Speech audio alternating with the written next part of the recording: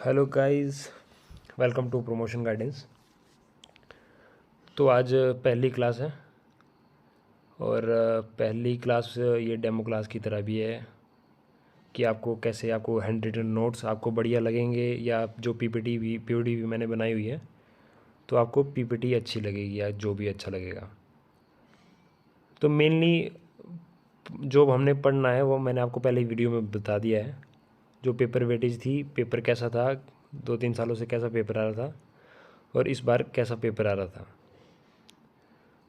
तो ये सारी जो भी पीपीटी है, नोट्स है, मैं ये आप लोगों को भेज दूंगा। तो अभी सिर्फ आपने सुनना है और देखना है कि आपको कैसा लग रहा है और आप कैसे याद करेंगे। और मैं इस बार जो जो भी बताऊंगा वो थोड़ा डीप भी रहेगा, क्योंकि जो एग्ज़ाम था इस बार सर्कुलर से काफ़ी क्वेश्चन थे। 20-22 क्वेश्चन जो थे वो सर्कुलर से थे। तो अभी तक सबको आवाज़ सही से आ रही है और सभी देख पा रहे हैं? मैसेज कर देना एक बार, या कोई माइक ऑन करके बोल सकता है कि ठीक है सब। सर स्क्रीन शो नहीं हो रहा है।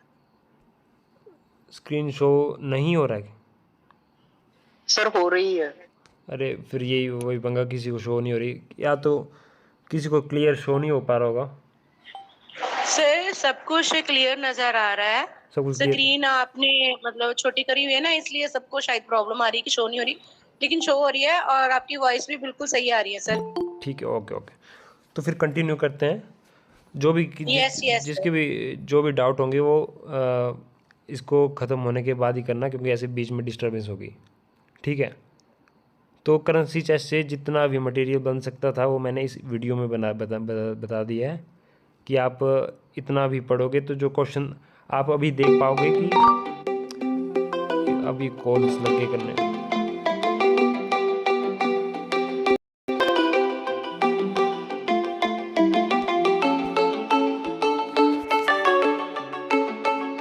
अरे कौन है यार?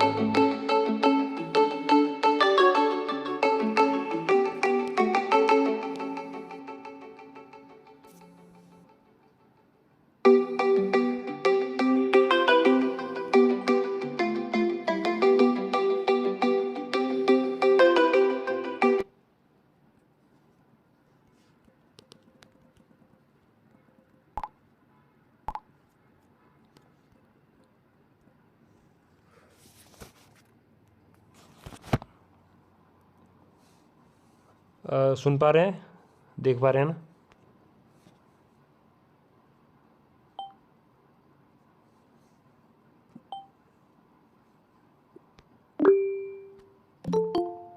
और क्लियर? ठीक है। अब क्योंकि बीच में कोई हिंड्रेंस पैदा कर दी किसी ने,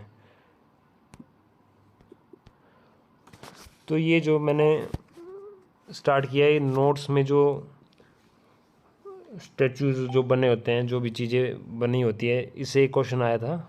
यहाँ पे ऑफिसर में भी आया था क्वेश्चन। तो संभावनाएं हैं कि सब स्टाफ में भी कुछ भी पूछ सकता है।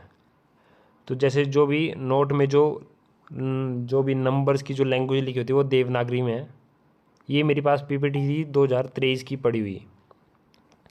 तो मैं बताऊंगा कि जो उस पीपीटी में जो क्वेश्चन इस बार भी आए थे तो क्या क्वेश्चन आए थे, और बिल्कुल एग्जैक्टली वही क्वेश्चन थे जो मैं इसमें आपको बताऊंगा। तो एक ट्रिक है थोड़ी सी, अगर आपने जो नोट्स में जो जो भी चीज़ें बनी हुई हैं उसको याद करने के लिए। जैसे 20 रुपये का नोट है, उसमें एलोरा केव्स बनाई हुई है, एलोरा की गुफाएं। और जो 50 का है उसमें हम्फी विद चैरियोट है। और जो 100 का है वो रानी की वाव है। और 200 में सांची स्तूपा है। और जो जो ये चार है ना, इसको हम एक ट्रिक से याद करेंगे। जैसे पहले 20 का नोट है, 50 का है, 100 का है, 200 का है। तो ABCD जो अल्फ़ाबेट्स में, उसमें पहले ई आता है, फिर उसके बाद एच आता है, फिर आर आता है, फिर एस आता है।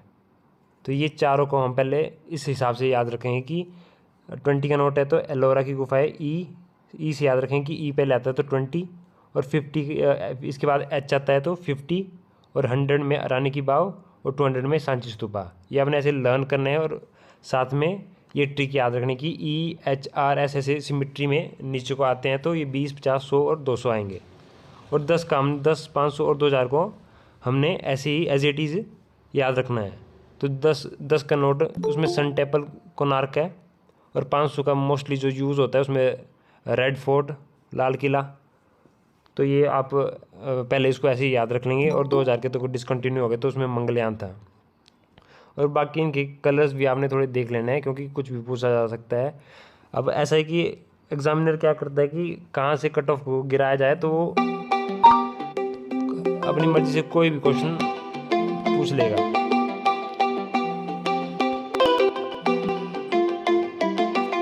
अरे कौन है?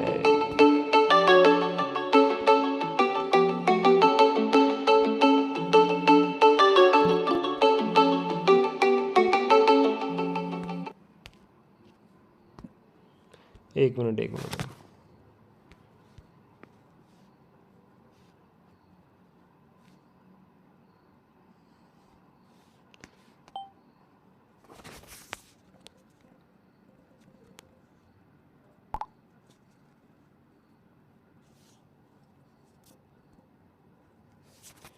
ऐसे तो बहुत डिस्टरबेंस हो जाएगी।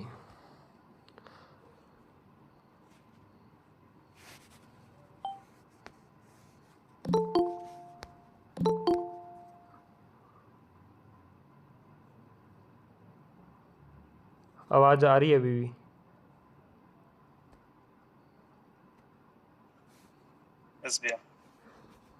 कोई नहीं, हम इसको जो प्रॉब्लम आ रही है इसके लिए देखेंगे, इसके लिए क्या कर सकेंगे। अभी बस पहली क्लास देखो आप फिलहाल, बाद में इसका कुछ करेंगे।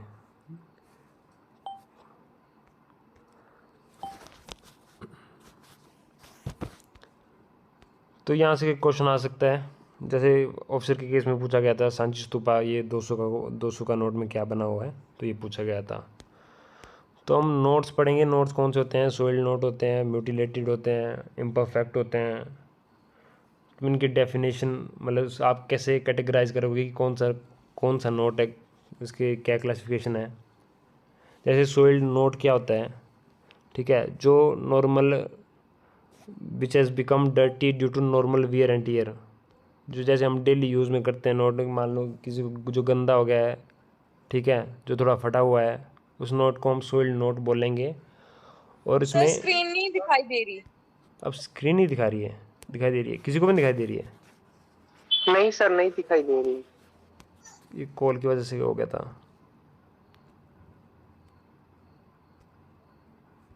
पहले से नहीं दिखाई दे रही कि अभी अभी नहीं दिखाई दे रही है? सर अब दिख रही है। अब दिख रही है ना?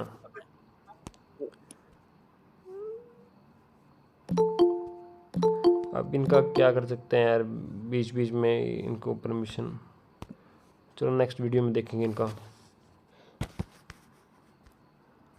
अब ये 2 पीस नोट होता है, ठीक है, जो इसमें दोनों जो नोट होते हैं वो जो दोनों ही पीसीज जो होते हैं वो एक ही नोट के होते हैं, ठीक है। तो सोल्ड केस में हम याद रखेंगे कि जो 2 पीस होंगे वो सेम नोट के होंगे, और इनका जो है जो ज़रूरी जो फीचर होगा वो मिसिंग हुआ है। जैसे किसी के नंबर कट गए होंगे या कुछ भी लिखा हो या कटा फटा हो जाएगा, उनको सोल्ड बनेंगे। इसमें मेन चीज़ है कि दोनों सेम नोट को जोड़ा जाएगा। अगर कटे फटे नोट होंगे, 2 पीस होंगे, तो उसमें सेम होगा। और ये इसको हम पब्लिक को दोबारा रीइशू नहीं कर सकते हैं। तो ये हो गया सोल्ड नोट, इतना याद रखना है सोल्ड नोट से। इसके बाद है म्यूटिलेटेड नोट्स। सेम उसकी तरह की एक पोर्शन मिसिंग होगा, पर इसमें मोर देन 2 पीसेस भी हो सकते हैं। जैसे बोलते हैं कि 3 पीस नोट को जो है बिल्कुल लेते ही नहीं है, उसकी वैल्यू 0 हो जाती है। तो वैसे ही इसका ये 2 से ज़्यादा नोट हो सकते हैं, 2 से ज़्यादा पीस हो सकते हैं। और सोल्ड के केस में था कि सिर्फ ये 2 ही पीस होंगे, म्यूटिलेटेड में 2 से ज़्यादा होंगे। और इसको हम एक्सेप्ट करेंगे जो नोट रिफंड रूल है उसके अकॉर्डिंग। अब इतना पढ़ने की जरूरत नहीं कि NNR 2009 का जो है वो क्या था, उसमें क्या बताया गया, इतना पढ़ने की ज़रूरत नहीं है। अब इसके बाद आ गया तीसरा इम्परफेक्ट नोट। अब इम्परफेक्ट नोट में क्या होगा, या कोई भी सिकुड़ा हुआ नोट या फटा हुआ या कुछ भी उसमें चेंज हो गया हो, और या कुछ धो गया, मतलब गलती से धोया हुआ हो या साफ़ नहीं दिख रहा हो, पर इसमें ऐसा है कि उसका जो नोट जैसे म्यूटिलेटेड के केस में वो फटा होता है ना, तो इसके केस में वो फटा नहीं होगा। इसमें म्यूटिलेटेड मतलब इसके पीसीज नहीं हुए होंगे, या सिंपल मशीन में धुल गया होगा, उस तरह के नोटों को बोलते हैं इम्परफेक्ट नोट। और इसके बाद चौथा आता है मिसमैच नोट। अब मिसमैच नोट के केस में कहता है जैसे नाम से लग रहा है कि मिसमैच, जैसे 100 रुपये का एक नोट है, ठीक है, आपके पास 200 रुपये के नोट हैं और आपने एक दूसरे नोट को एक दूसरे के साथ अलग अलग नोटों को साथ में जोड़ दिया है, तो उसको बोलेंगे मिसमैच नोट।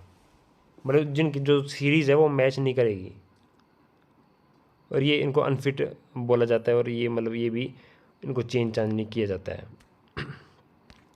और जैसे नोट्स होते हैं किसमें, उसमें स्लोगन्स लिखे होते हैं, कुछ भी लिखा होता है।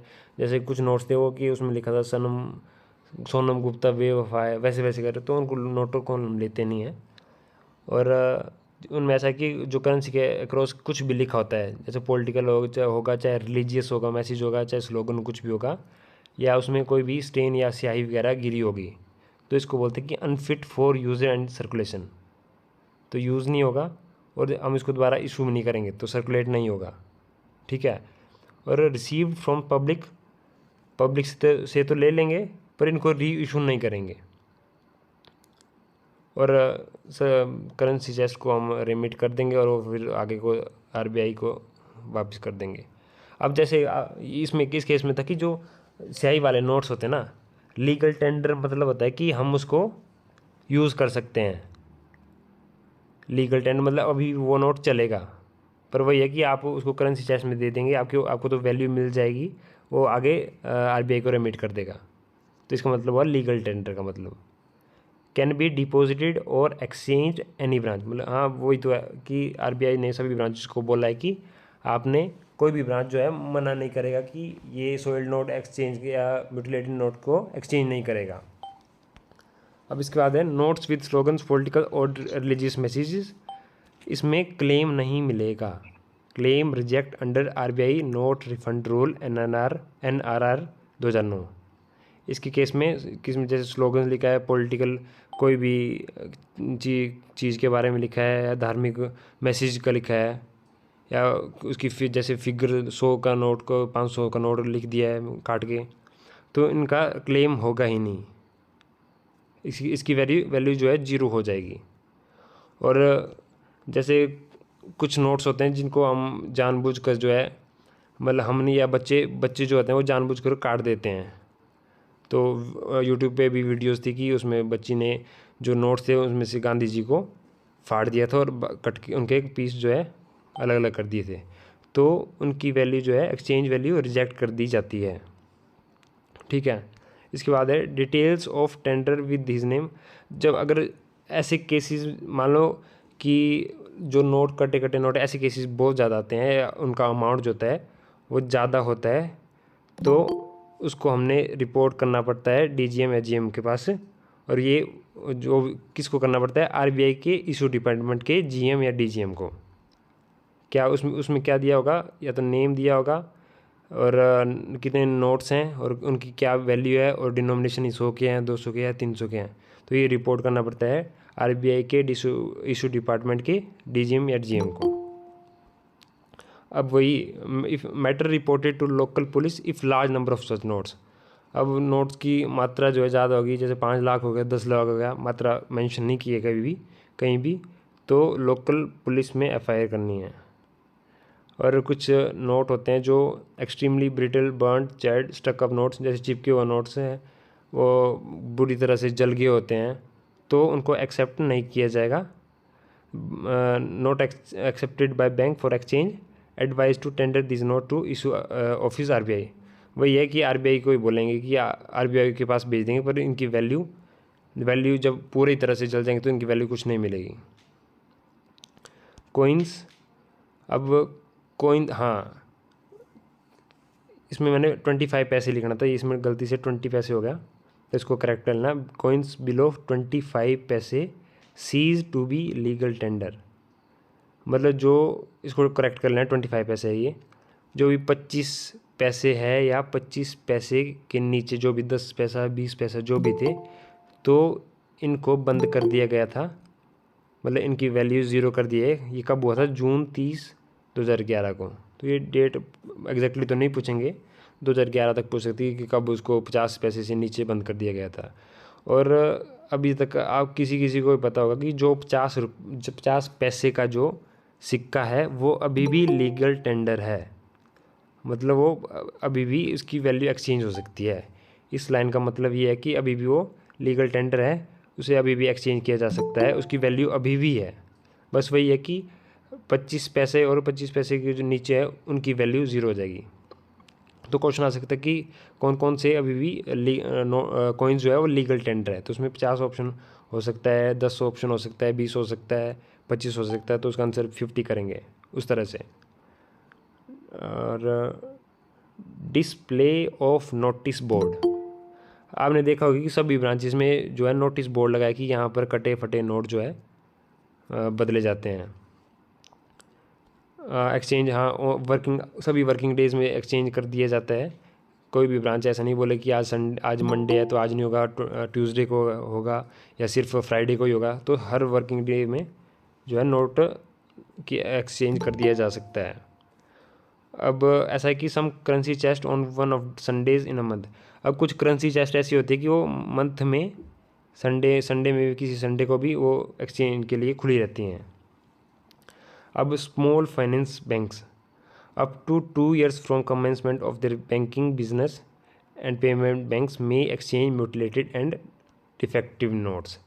अब वही है कि स्मॉल फाइनेंस बैंक जो होते हैं और पेमेंट बैंक्स जो होते हैं वो भी म्यूटिलेटेड नोट्स और डिफेक्टिव नोट्स को एक्सचेंज कर सकते हैं। पर स्मॉल फाइनेंस बैंक्स के केस में क्या है, उनको अपने बैंकिंग बिजनेस को शुरू किए हुए 2 सालें पूरी होनी चाहिए। तो उसके बाद ये, मतलब उनको लाइसेंस या जो भी है उनको परमिशन मिलती है कि आप भी एक्सचेंज कर सकते हो। अब प्रिस्क्राइब्ड ऑफिसर एक टर्म है, किसको बोला जाता है? जो भी जैसे म्यूटिलेटेड नोट्स वगैरह है ना, जो उनकी देखता है कि ये किस म्यूटिलेटेड नोट्स है, कैसा नोट है, उसको एग्जामिन करता है, उसे प्रिस्क्राइब्ड ऑफिसर बोलते हैं। ठीक है, तो पूछ सकते हैं, एक दे दी हेडलाइन बना के कि, और उसमें ऑप्शन दे दिए प्रिस्क्राइब्ड ऑफिसर, अलग अलग टाइप के ऑफिसर, तो उसका फिर आंसर ये प्रिस्क्राइब्ड ऑफिसर होगा। और procedure for exchange of soiled notes, ठीक है, तो क्या क्या प्रोसीजर है, कैसे हम सोल्ड नोट को एक्सचेंज करेंगे? Where number of notes presented by person is up to 20 pieces, ये काफ़ी इंपॉर्टेंट है, with maximum value of 5000 per day, bank shall exchange them over the counter. ठीक है, मान लो एक कस्टमर आया, उसके पास 20 पीसीज हैं, 20 पीस हैं नोट के, ठीक है, मतलब टोटल नोटों के जितने भी लाया, और उनकी वैल्यू जो है 5000 तक बन रही है या 5000 से नीचे बन रही है, तब हम उसे एक दिन में सभी को एक्सचेंज कर देंगे और ओवर द काउंटर ही कर देंगे। मतलब हम ऐसा नहीं बोलेंगे उसको कि अब ये आज नहीं होगा, थोड़ा टाइम रुकना पड़ेगा, वेट करना पड़ेगा, उसके बाद ही होगा।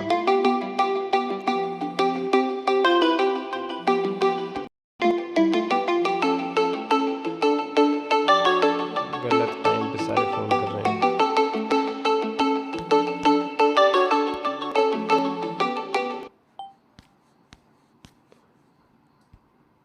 अभी स्क्रीन शो हो पा रही है क्या?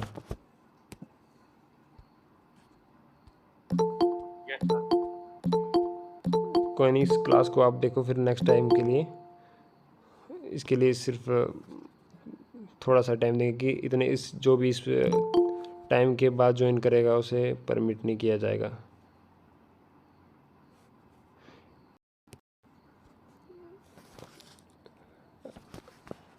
तो समझ गए, अगर 20 पीसीस तक है और उनकी वैल्यू 5000 तक बन रही है तो हम ओवर द काउंटर ही उनको चेंज कर देंगे।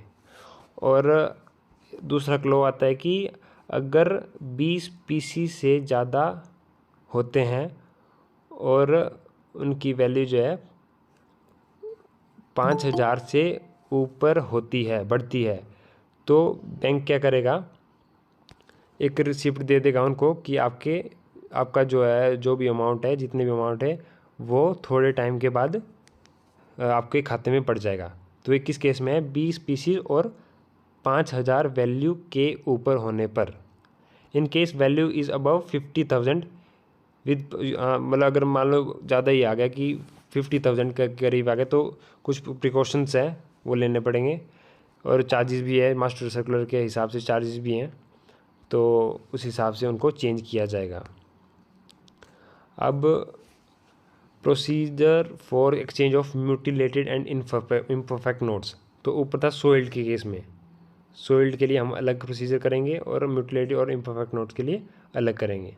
तो इनके केस में क्या होगा? When number of notes presented by a person is up to 5 pieces dash pay exchange value over the counter.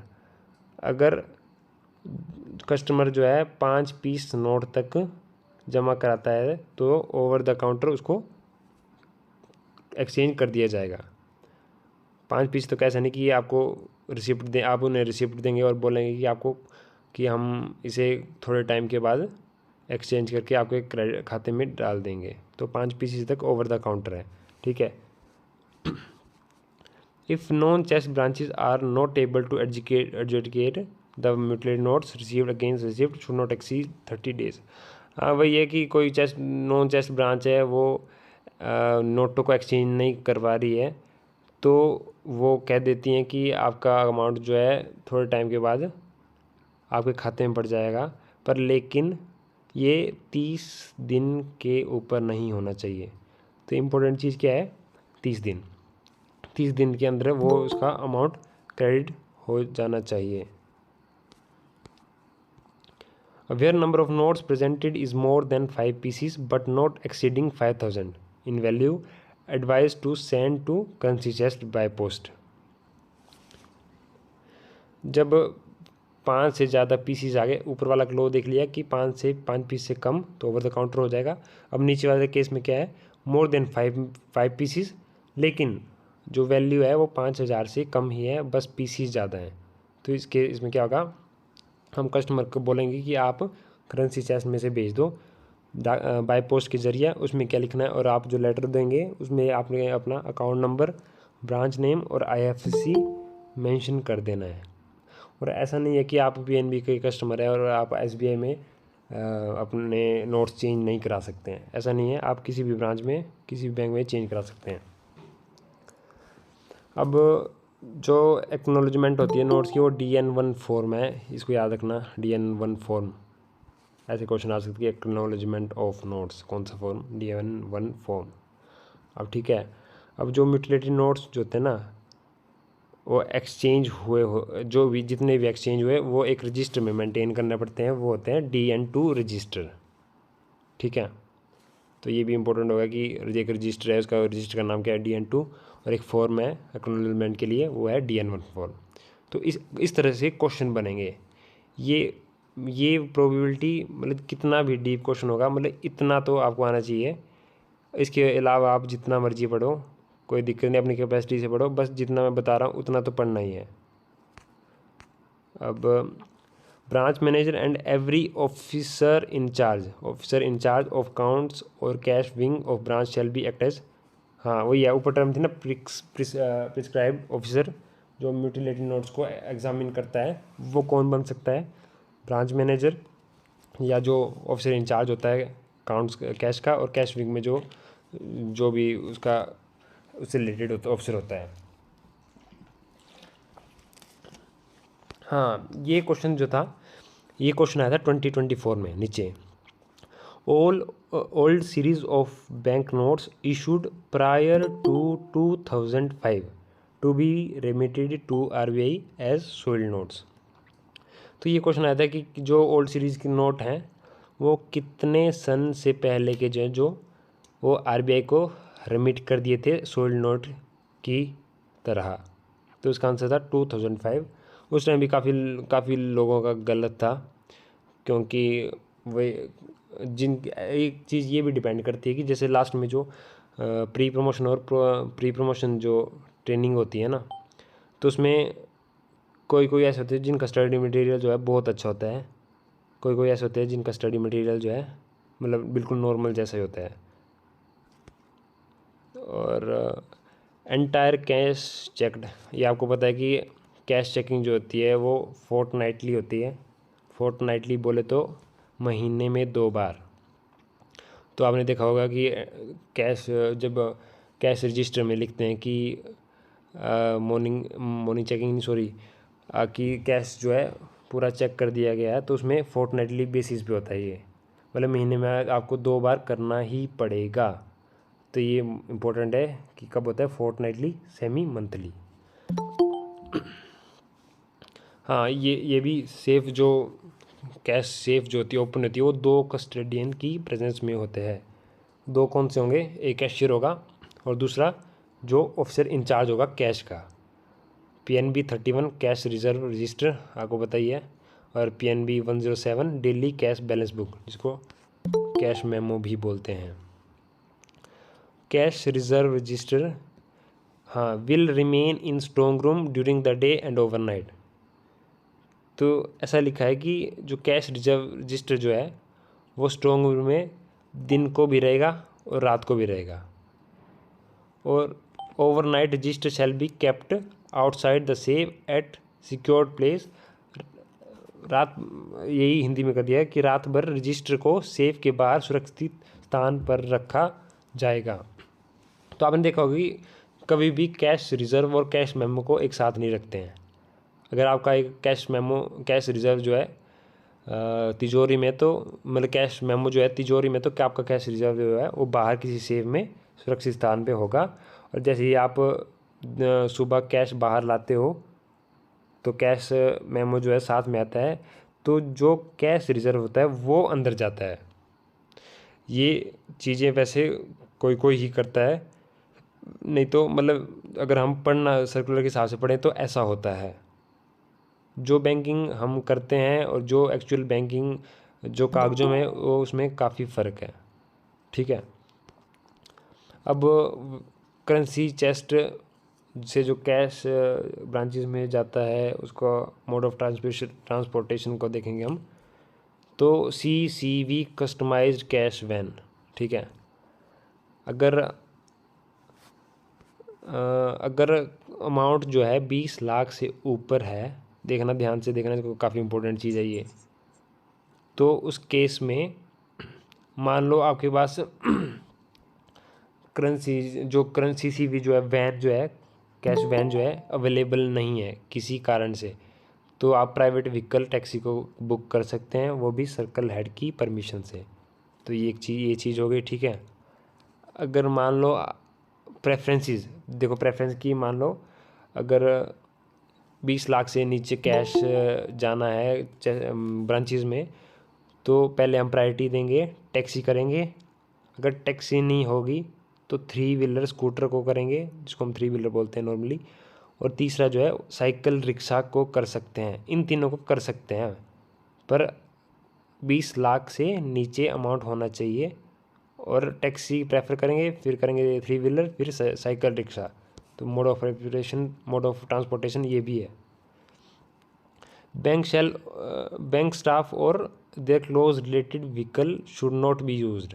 ये आपको पता है कि कोई, पर ऐसा होता भी है, नॉर्मली कर देते हैं कि अपने कैश जो है अपनी गाड़ियों में ले आते हैं, पर ऐसा बिल्कुल भी नहीं करना है, ये बिल्कुल ही प्रोहिबिटेड है, ये साफ साफ दिया हुआ है। अब ये किसी को पता है, किसी को पता होना कि आप कैश को पैदल भी लेके जा सकते हैं, अगर, पर ऐसी कंडीशन तो आती नहीं है वैसे कि व्हीकल होगा ही नहीं। If not mode of transport then permission should be taken from circle head and the amount should not be exceed ₹2 lakh. 2 lakh से नीचे आप कैश पैदल भी लेके जा सकते हैं, ठीक है। और जो जो जिसमें वैन में जो एक ट्रंक रखा होता है, कंटेनर रखा होता है, उसमें डबल कीज़ लगाई जानी चाहिए जब अमाउंट जो है 5 लाख से ऊपर होगा। तो ये भी इम्पोर्टेंट चीज़ है। ये बिल्कुल छोटी छोटी जैसी चीज़ है, क्योंकि इस बार जो भी पेपर डाला था बिल्कुल छोटी से छोटी डीप से डीप चीज़ डाल दी थी। तो मतलब इतना आना ही चाहिए। इसके बाद देख लेना, आप कहीं से भी पढ़ लेना, आपको ये जो पॉइंट मैंने बताया ये मैक्सिमम आपको मिलेंगे, और ये हाईलाइटेड पॉइंट है। अब escort team for cash remittance, जब 20 लाख से नीचे कैश रेमिट हो रहा होगा तो एक क्लर्क और एक ऑफिसर होना ही चाहिए, या तो एक क्लर्क होगा या तो एक ऑफिसर होगा, ठीक है। 20 लाख से नीचे ड्राइवर के साथ, और 20 लाख से ऊपर होगा कैश वैन में, और 50 लाख से नीचे होगा या 50 लाख तक होगा बट नॉट एक्सीडिंग 50 लाख, तो मे बी 2 क्लर्क या एक क्लर्क और एक ऑफिसर, या एक क्लर्क या एक गार्ड विद और विदाउट फायर आर्म्स, या तो बंदूकें वगैरह उसके पास होंगी या नहीं होगी, कोई दिक्कत नहीं है। पर ये याद रखना, इस बार यहाँ से भी क्वेश्चन आ सकता है, क्योंकि पिछली बार पता नहीं क्या क्या पूछ दिया था, तो इस बार यहाँ से भी आ सकता है। तो जब 50 लाख से ऊपर और 5 करोड़ के नीचे या 5 करोड़ तक कैश रेमिट होना होगा, तो आपको क्या चाहिए, मिनिमम एक क्लर्क साथ होना चाहिए, एक ऑफिसर साथ होना चाहिए, प्लस इसके साथ 2 गार्ड्स होने चाहिए, और इस केस में क्या है, फायर आर्म्स चाहिए, बंदूक के साथ होनी ही चाहिए। ऊपर वाले केस में क्या था, कैसे याद रखें कि उसमें या बंदूकें हैं या ना हो, विद और विदाउट फायर आर्म्स, और नीचे वाले में 50 लाख से 5 करोड़ तक 1 क्लर्क 1 ऑफिसर और 2 गार्ड और विद फायर आर्म्स, ठीक है। और एक क्लॉज आता है कि कैश रेमिटेंस इन नक्सल हिट एरियाज, ठीक है। कोई जगह ऐसी होती है कि जहाँ पे फायर आर्म जो है अलाउड ही नहीं होते, उनको नक्सल हिट एरियाज़ बोलते हैं।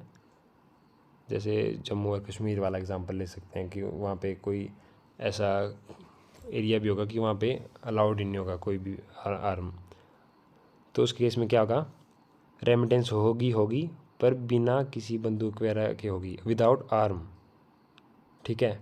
और चाहे अमाउंट 2 करोड़ होगा, चाहे 20 लाख होगा, चाहे 10 लाख होगा, चाहे 5 करोड़ का, irrespective of amount cash remit होगा पर बिना गन्स वगैरह के होगा। अब soiled notes remittance to RBI, बस थोड़ा सा देखेंगे हम इसको, क्योंकि टाइम काफ़ी आधा घंटा तो इसमें ही हो गया। फिर बाकी इसके अलावा फिर और भी नोट्स है तो कल देख लेंगे, आपको टाइमिंग बता दी जाएगी, थोड़ा सा और कवर करेंगे। Soiled notes remittance to RBI, तो जो सोल्ड नोट है ना, वो ऐसा नहीं होता कि जैसे मान लो करेंसी जैसे नोट आया, एक बंडल होता है जिसमें 10 स्मॉल बंडल्स होते हैं, ठीक है, पैकेट में आता है। तो जब ये सोल्ड नोट रेमिट होते हैं ना करेंसी जैसे आरबीआई में, तो 1000 pieces each of the same denomination instead of 10 packets of 100 pieces. तो हमें जो करेंसी जैसे नोट आते हैं वो आते हैं 10 पैकेट आते हैं, 10 पैकेट आते हैं एक बंडल में, ठीक है। तो जो रेमिट होगा उसमें 1000 पीसीज होंगे, 1000 पीसीज, ना कि 100 पीस, वो भी 10 पैकेट में। तो ये सीधा एक बंडल बनेगा 1000 पीसीज का रेमिट होगा, ठीक है। ये होगा किस केस में, 100, 200, 500 के केस में। अब लोअर डिनोमिनेशन जैसे 10 रुपये के नोट हैं, 20 रुपये के नोट है, 50 रुपये के नोट है, तो इनका एक ही बंडल बनेगा, वो बनेगा 50,000 पीसीस का, ठीक है। तो इनमें ये इम्पोर्टेंट है याद करने के लिए। और वही करेंसी नोट को जो भी ब्रांचेज में आते हैं तो रैप्ड होते हैं, वो किसके बने होते हैं, वो थिन पॉलीमर प्लास्टिक के बने होते हैं। अब ये क्वेश्चन आता है मिनिमम अमाउंट ऑफ डिपॉजिट और विड्रॉल फ्रॉम करेंसी चेस्ट, इस बार का क्वेश्चन था, ये 2023 वाली पीपीटी में था मेरी। तो 1 लाख 1 लाख का मिनिमम होती है, ठीक है, चाहे डिपॉजिट करना हो चाहे विड्रॉल करना है, और मल्टीपल होता है 50,000 के। मान लो 1 लाख है, फिर होगा 1.5 लाख, फिर 2 लाख, फिर 2.5 लाख, 3 लाख, ऐसे 50,000 के मल्टीपल में, पर मिनिमम है 1 लाख। ये इस बार का क्वेश्चन था। बस ये पेनल्टी तक देखेंगे आज। Penalty for shortage in soiled note remittance, ₹50 per piece in denomination up to ₹50 in addition to the loss. समझ रहे हो क्या बोल रहे हैं। सोल्ड नोट रेमिटेंस के दौरान तो अगर कोई भी शॉर्टेज आती है तो 50 पर पीस होगा, और ये पेनल्टी होगी 50 पर पीस, तो पेनल्टी होगी। बाकी जितने भी नोट कम होंगे जिस डिनोमिनेशन के होंगे। ये उसका मतलब है ₹50 per piece in denomination up to ₹50 in addition to the loss. ये किस केस में होगा? ₹50 के नोट और उसके नीचे जो 10-20 के नोट है उसके केस में होगा। ये पेनल्टी कितनी होगी? 50 पर पीस। अब for notes in denomination ₹100 and above, ₹100 and above 100 और उसके ऊपर जो भी नोट होंगे, तो पेनल्टी क्या होगी? जितनी नोट की वैल्यू होगी, मान लो ₹100 का नोट है तो equal to the value of denomination per piece, या 500 का नोट है तो 500 की तो पेनल्टी हो जाएगी। और मान लो जितने नोट शॉर्ट हैं, मान लो 500 के 2 नोट शॉर्ट हैं, तो ₹1000 तो हो गए वो लॉस वाला, और बाकी जितने पीस होंगे, जितने डिनोमिनेशन होंगे, ठीक है। मान लो 2 नोट कम है तो ₹1000 तो लगेंगे, और जितने पीस होंगे पीस के हिसाब से, जितने ₹100 का पीस में दिक्कत है तो ₹100 और लगेंगे। और ये क्वेश्चन और ये question minimum amount of withdrawal, तो ये क्वेश्चन आया था, the recovery of loss and imposition of penalty shall be done immediately on detection of shortage respective of number of pieces. ये पेनल्टी जो है ना वो इमीडिएटली लगेगी। ये क्वेश्चन पूछा गया था कि आरबीआई जो है, मान लो शॉर्टेज होगी सोल्ड नोट्स की, तो कैसे पेनल्टी लगाएगा वो, किस बेस में लगाएगा वो? इमीडिएटली लगाएगा। पेनल्टी क्या लगाया ये मैंने आपको ऊपर ही बता दिया। हर एक चीज़ भी है, soiled note remittance to RBI shall not be shown as withdrawal by chest. जब भी ये हम चेस्ट जो है आरबीआई को सोल्ड नोट रेमिट करेगी तो इसको ट्रांजैक्शन की तरह विड्रॉल नहीं गिनेंगे इसको। अगर गलती से किसी ने इसको विड्रॉल गिन लिया तो एक पेनल्टी लगती है, कितनी? सीधा ही 50,000 की, irrespective of value of remittance, मतलब कितनी वैल्यू की रेमिटेंस हुई उसको छोड़कर, and period of such wrong reporting, ठीक है। तो मतलब 50,000 की सीधी ही पेनल्टी लगेगी। इसके बाद भी काफ़ी है, तो एक क्लास में नहीं होगा, तो ये देखेंगे हम नेक्स्ट क्लास में। तो अब जिसके भी जो भी डाउट्स थे, मतलब आपको ये हैंड रिटन नोट्स बढ़िया लग रहा है कि पीपीटीज़ में बाद में दिखाऊंगा आपको, क्योंकि वैसे पीपीटीज़ वाला अच्छा लग रहा है, क्योंकि हैंड जो ये रिटन खुद लिखने पड़ रहा है ना, ये बहुत टाइम कंज्यूमिंग है। इससे बढ़िया मेरे को लग रहा है कि जो भी मेरे को इम्पोर्टेंट लग रहा है उसको मैं एक पीपीटी में, वो पीपीटी में ऐसा होगा कि वो साफ भी होंगे, पढ़ने में भी और अच्छे लगेंगे, तो वैसे भी कर सकते हैं।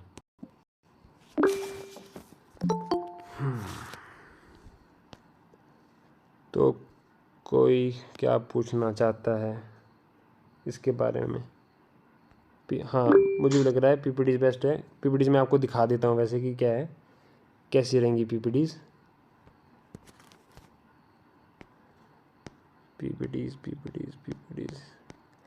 इनका इशू देखना पड़ेगा बाद में।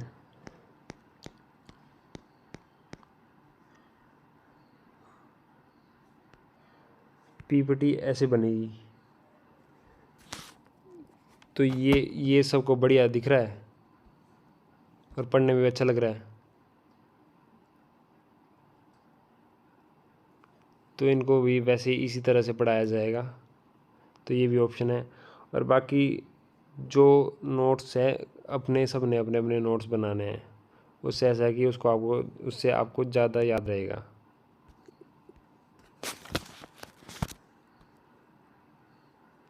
हाँ, रिकॉर्डेड क्लासेस तो होंगी।